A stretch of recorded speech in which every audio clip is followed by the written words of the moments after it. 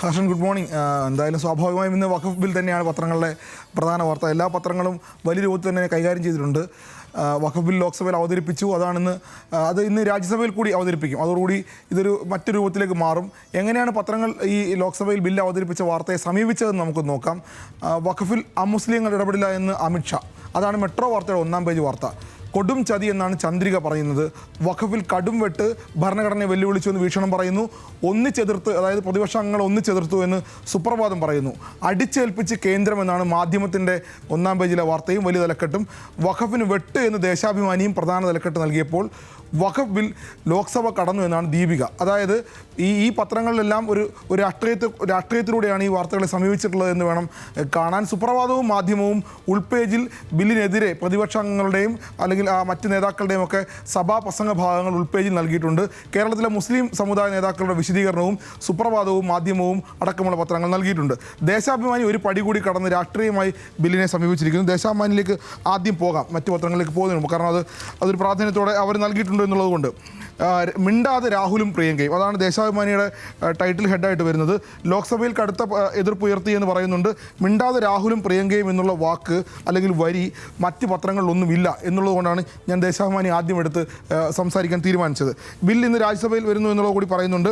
അതുമാത്രമല്ല, സുരേഷ് ഗോപിയും കെ രാധാകൃഷ്ണനും കൂടി ഇന്നലെ സഭയിൽ വലിയ വാഗ്വാദം, വലിയ തർക്കം ഇന്നലെ ഉണ്ടായിരുന്നു.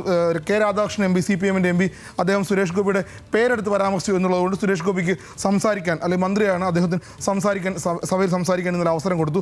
അപ്പോൾ സ്വാഭാവികമായും സുരേഷ് ഗോപി കേരള നിയമസഭയിൽ പാസ്സാക്കിയൊരു പ്രമേയത്തെ വലിച്ച് അറബിക്കടലിൽ തള്ളുമെന്ന രൂപത്തിലുള്ള വലിയ പ്രഖ്യാപനം, വലിയ സിനിമാ സ്റ്റൈൽ പ്രസംഗമൊക്കെ നടത്തിയിട്ടുണ്ട്. അതുമാത്രമല്ല, ജോർജ് കുര്യനും ഹൈബി ഈഡൻ MPയും തമ്മിലുള്ളൊരു തർക്കവും ഇന്നലെ അതും മറ്റ് പത്രങ്ങൾ അതെല്ലാം വളരെ വിശദമായി നൽകിയിട്ടുണ്ട്. ഒരുപക്ഷെ രാഹുൽ ഗാന്ധിയും പ്രിയങ്ക ഗാന്ധിയും ഈ ബില്ലിനെ സംബന്ധിച്ച് ലോക്സഭയിൽ MPമാരാണ് രണ്ടുപേരും. ഒരാൾ കേരളത്തിൽ നിന്നുള്ള MP കൂടിയാണ്. ഈ രണ്ടുപേരും ഈ സഭയിൽ സംസാരിച്ചില്ല, ഈ ബില്ലിനെ സംസാരിച്ചില്ല എന്നുള്ള വാർത്ത, എന്നുള്ള വരി ദേശാഭിമാനി മാത്രമാണ് വലുതായി നൽകിയിട്ടുള്ളത്, വലിയ വാർത്തയെ നൽകിയിട്ടുള്ളത്. മറ്റ് പത്രങ്ങളിലേക്ക് കടന്നാൽ ഈ ചന്ദ്രികയും സുപ്രഭാതവും സിറാജും മാധ്യമവും ഒക്കെ എങ്ങനെയാണ് കൈകാര്യം ചെയ്തതെന്ന് ഞാൻ 1-ാം പേജിൽ കൈകാര്യം ചെയ്തതെന്ന് ഞാൻ നേരത്തെ പറഞ്ഞു കഴിഞ്ഞു. അവരുടെ തലവാചകവും ഞാൻ വായിച്ചു കഴിഞ്ഞു. ഇനി മാതൃഭൂമിയിലേക്കും മനോരമയിലേക്കും പോകാം. മാതൃഭൂമിയും മനോരമ പേജ് 1-ലും പേജ് 6-ലും പേജ് 14-ലും വളരെ വിശദമായി ഇതിൻ്റെ വലിയ വിശദാംശങ്ങൾ നൽകിയിട്ടുണ്ട്.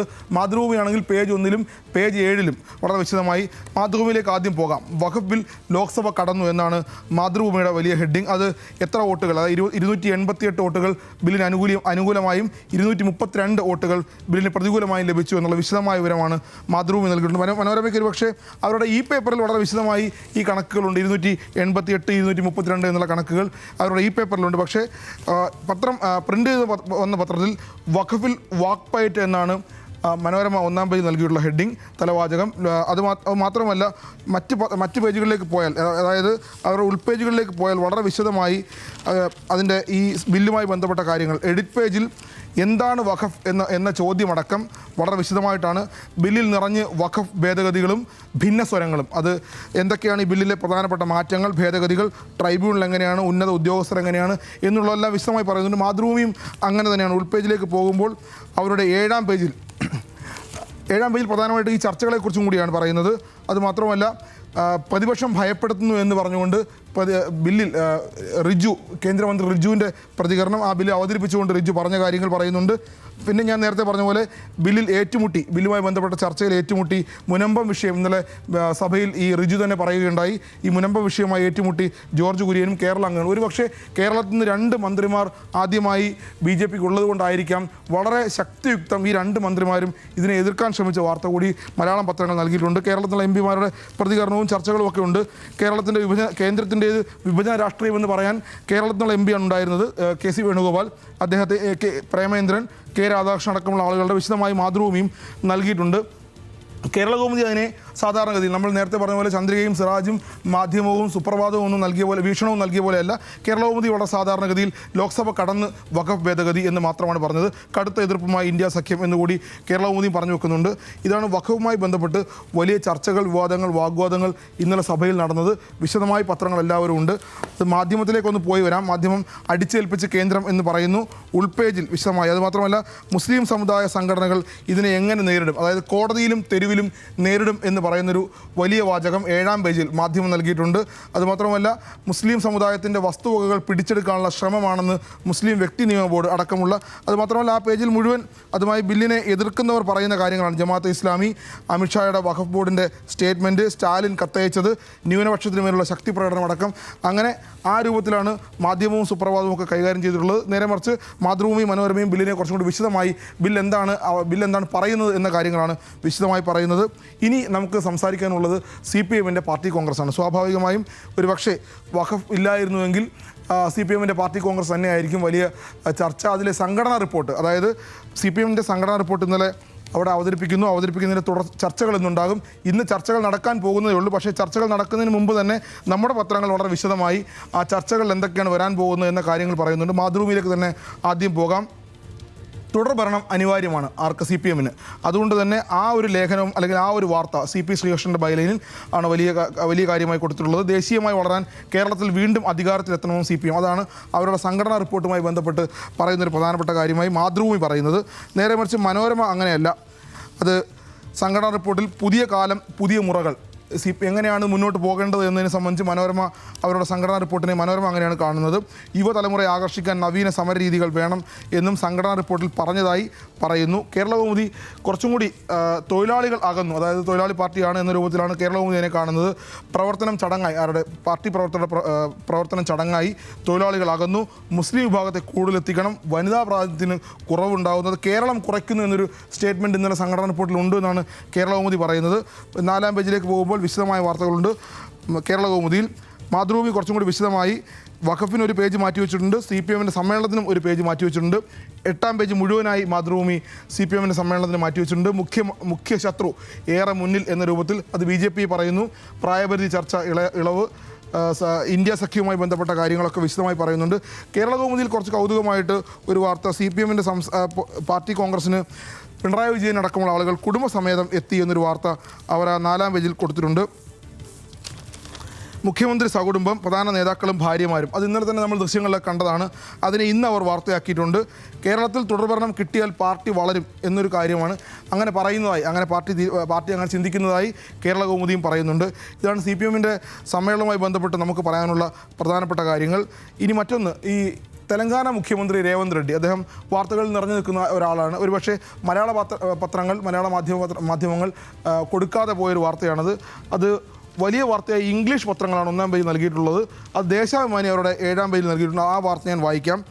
രേവന്ത് റെഡ്ഡിക്ക് സുപ്രീം കോടതിയുടെ മുന്നറിയിപ്പ്.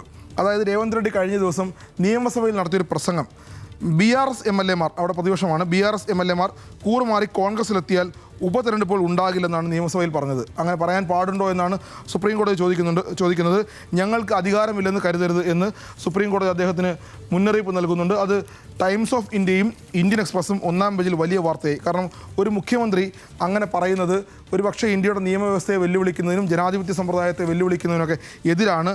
അങ്ങനെ പറഞ്ഞതിന് വലിയ പ്രാധാന്യത്തോടെ ഇംഗ്ലീഷ് പത്രങ്ങൾ 1-ാം പേജിൽ നൽകിയിട്ടുണ്ട്. ദേശാഭിമാനിയും ആ വാർത്ത 1-ാം പേജിൽ നൽകിയിട്ടുണ്ട്. മറ്റൊന്ന് മാതൃഭൂമിയുടെ 1-ാം പേജാണ്. അത് 1-ാം പേജ് പറയാതെ പോകാൻ നിർവാഹമില്ല. കാരണം കഴിഞ്ഞ ദിവസങ്ങളിലൊക്കെ നമ്മൾ എങ്ങനെയാണ് പത്രങ്ങൾ 1-ാം പേജിനെ ഡിസൈൻ ചെയ്തത് എന്ന് പറയുമ്പോൾ ആ ചില വാർത്തകൾ എങ്ങനെയാണ് ഉൾക്കൊള്ളിക്കുന്നത് എന്നതിനെക്കുറിച്ച് പറയുമ്പോൾ മറ്റെല്ലാ പത്രങ്ങളും വഖഫിലും CPM-ൻ്റെ സമ്മേളനവുമായി ബന്ധപ്പെട്ട് നിന്നപ്പോൾ മാതൃഭൂമി ഈ 2 വാർത്തകൾക്കും പ്രാധാന്യം നൽകുകയും ചെയ്തു. നേരെ മറിച്ച് മറ്റ് 3 വാർത്തകൾ പ്രാധാന്യത്തോടെ നൽകാനും കഴിഞ്ഞിട്ടുണ്ട് അവർക്ക്. അതായത് നമുക്കറിയാവുന്നതാണ് ശുഭാംശു ശുക്ല, ഈ പേര് ഇനി ഒരു പക്ഷേ ഓർത്തു വെക്കേണ്ടതാണ്. അദ്ദേഹം അന്താരാഷ്ട്ര ബഹിരാകാശ നിലയത്തിലേക്ക് പോകുന്ന ആദ്യ ഇന്ത്യക്കാരൻ എന്ന കീർത്തി ഈ വരുന്ന മെയ്യിൽ ശുഭാംശു ശുക്ല നേടിയെടുക്കും. അദ്ദേഹം അടുത്ത മാസം ബഹിരാകാശത്തേക്ക് പോകുന്നു എന്ന വാർത്ത പ്രാധാന്യത്തോടെ അല്ലെങ്കിലും കൊടുക്കാൻ ശ്രമിച്ചിട്ടുണ്ട്. അതൊരു പക്ഷേ ശാസ്ത്രവുമായി ബന്ധപ്പെട്ട് വലിയ വാർത്ത തന്നെയാണ്. ഒരുപക്ഷെ ഒരു ഇന്ത്യക്കാരൻ വീണ്ടും ബഹിരാകാശ നിലയത്തിലേക്ക് പോകുന്നു, അല്ലെങ്കിൽ ആദ്യമായി ബഹിരാകാശ നിലയത്തിലേക്ക് പോകുന്നു, അത് അവർ കൊടുക്കാൻ ശ്രമിച്ചിട്ടുണ്ട്. മറ്റൊന്ന് ടീം കേരള ഒമാനിലേക്ക്. കേരളത്തിൻ്റെ ക്രിക്കറ്റ് ടീമിൻ്റെ കാര്യം നമുക്കറിയാവുന്നതാണ്. രഞ്ജി ട്രോഫിയുടെ ഫൈനലിലെത്തി ചരിത്രം കുറിച്ചു. ആ വലിയ ക്രിക്കറ്റ് ആരാധകരെ സംബന്ധിച്ച് വലിയ താല്പര്യമുള്ള വാർത്തയാണ്. അതും 1-ാം പേജിൽ നൽകിയിട്ടുണ്ട്. ഒമാൻ ICCയുടെ പട്ടികയിൽപ്പെടുന്ന ICC റാങ്കിങ്ങിൽ പെടുന്ന ഒരു ടീമാണ് ഒമാൻ. ആ ഒമാനിലേക്ക് കേരള ടീം പോകുന്നു, പരിശീലനത്തിനായാണ് പോകുന്നത്. കശ്മീരും ഇംഗ്ലണ്ടും ഒക്കെ കേരള ടീം സന്ദർശിക്കും. ഇംഗ്ലണ്ടിലേക്ക് പോകുന്നത് ഒരു പക്ഷേ ക്രിക്കറ്റ് ടീമിനെ സംബന്ധിച്ച് വലിയ കാര്യമായിരിക്കും, നല്ല കാര്യമായിരിക്കും. മറ്റൊന്ന് 3 മരണ വാർത്തകൾ.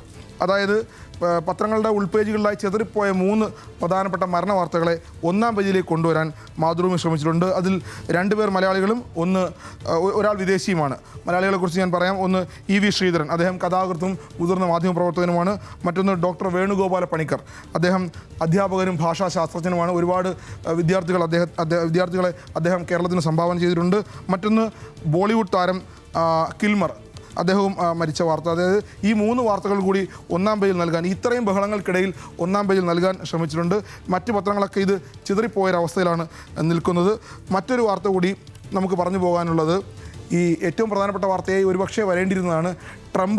ട്രംപ് ഏർപ്പെടുത്തിയ ചുങ്കം, ഇറക്കുമതി ചുങ്കം ഏർപ്പെടുത്തിയ വാർത്തയാണ്. ആ വാർത്ത ഒരുപക്ഷെ എല്ലാ പത്രങ്ങളും ഒന്നാം പേജിലേക്ക് നൽകാൻ ശ്രമിച്ചിട്ടുണ്ടെങ്കിൽ പോലും കൊടുക്കാൻ കഴിഞ്ഞത് ദേശാഭിമാനിക്കും മാതൃഭൂമിക്കും മാത്രമാണ്. ദേശാഭിമാനി അത് ട്രംപ് പ്രതികാര ചുങ്കം, അത് ദേശാഭിമാനിയുടെ ലൈൻ അങ്ങനെയാണ്. അദ്ദേഹം പ്രതികാര ചുങ്കം പ്രഖ്യാപിച്ചു എന്ന രൂപത്തിൽ ദേശാഭിമാനി ആ വാർത്ത കൊടുക്കുന്നു. മാതൃഭൂമി സിംഗിൾ കോളത്തിലാണ് ഇന്ത്യക്ക് US-ൻ്റെ പകരച്ചുങ്കം, അത് 26% ഒരുപക്ഷെ വാണിജ്യ വ്യാപാര മേഖലകളിലൊക്കെ അല്ലെങ്കിൽ മറ്റെല്ലാ മേഖലകളിലേക്കും വലിയ രൂപത്തിൽ നമ്മളെ കൂടി ബാധിക്കുന്ന ഒരു വാർത്തയാണത്. ട്രംപ് ഒരു പ്രതികാര ബുദ്ധിയോടുകൂടിയാണ് ചെയ്യുന്നതെന്നൊക്കെയാണ് മാധ്യമങ്ങൾ പറയുന്നത്. അത് മറ്റ് പത്രങ്ങളൊക്കെ ഉൾപേജിലേക്ക് പോകുന്നു. കാരണം ഈ വഖഫുമൊക്കെ വന്നതുകൊണ്ടായിരിക്കുമെന്ന് വിചാരിക്കുന്നു. എന്തായാലും വരും ദിവസങ്ങളിൽ ട്രംപിൻ്റെ ഇറക്കുമതി ചുങ്കമായിരിക്കും ചർച്ച ചെയ്യാൻ പോകുന്നത്. കാരണം മറ്റ് വാർത്തകൾ ഉൾപേജിലേക്ക് പോകുമ്പോൾ